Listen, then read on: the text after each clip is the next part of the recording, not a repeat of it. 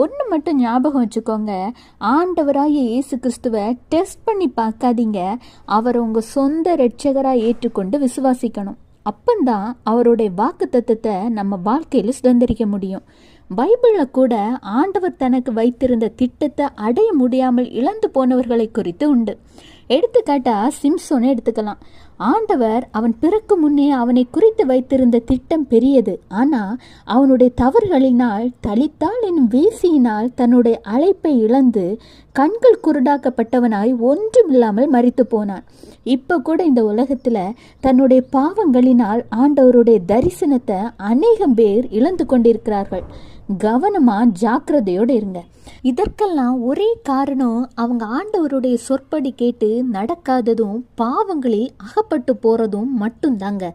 கர்த்தர் சொல்கிறார், என்னாகமம் 23:19, பொய் சொல்ல தேவன் ஒரு